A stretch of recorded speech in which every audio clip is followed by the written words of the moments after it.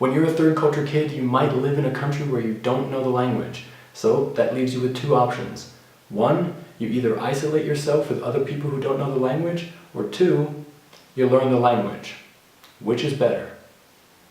It's two. It's option two.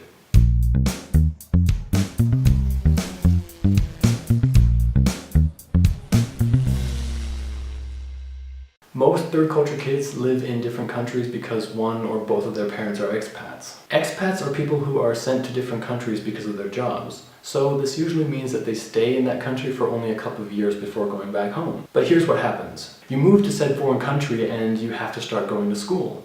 You obviously won't be put into a local school because you probably don't speak the language.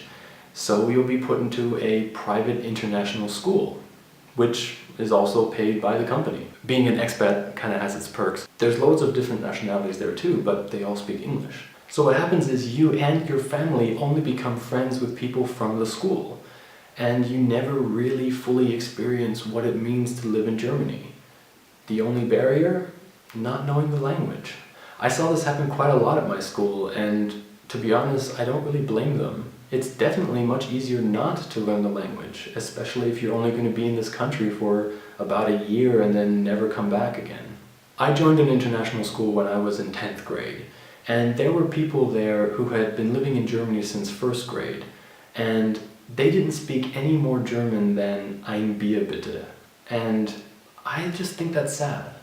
This mentality is definitely something seen more in English-speaking cultures because the entire world speaks English, so why should I try? Now, of course, I'm happy to help a tourist navigate our complicated train system in English, but I always get this great feeling of joy whenever they at least try to speak German to me. It doesn't matter to me if I understand them or not, I just love the fact that they tried.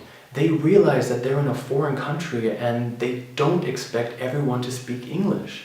And no matter what, even if I had to switch to English because I couldn't understand them, I always compliment their German and tell them how happy I am that they're learning the language. I'm also pretty sure I'm not the only one who feels this way. When I was in Japan, I didn't speak the language very well, but I knew certain phrases and everyday questions, and I used them whenever I could. I would always introduce myself in Japanese. I would thank for the food in Japanese. Anything I could, I would say in Japanese. Even if the conversation was in English, if I knew the phrase in Japanese, I would say it in Japanese. God, I said Japanese a lot. Now, I never directly asked anyone, but from people's reactions, I could see that they were happy that I at least tried to speak their language and not just expected them to speak mine. So it doesn't matter if you're staying in a country for a week or 5 years, try to learn the language. You might find it's not actually that hard and it will open you up to a whole new world. Sorry. Thanks for watching. I've been wanting to learn more Japanese for quite a while now, and to show you guys how easy it is to learn a language or learn a little bit more of a language, I'm going to do a 100-day challenge where in 100 days I try to learn as much Japanese as I can. I'm going to be using this book that I got for Christmas like really long time ago, and I don't quite know how I'm going to test my knowledge after the 100 days, but yeah, it's like 3 months away, so I'll come up with something by then. Or if you have any suggestions, write them in the comments and we'll see if I can pass the test in a little bit over 3 months.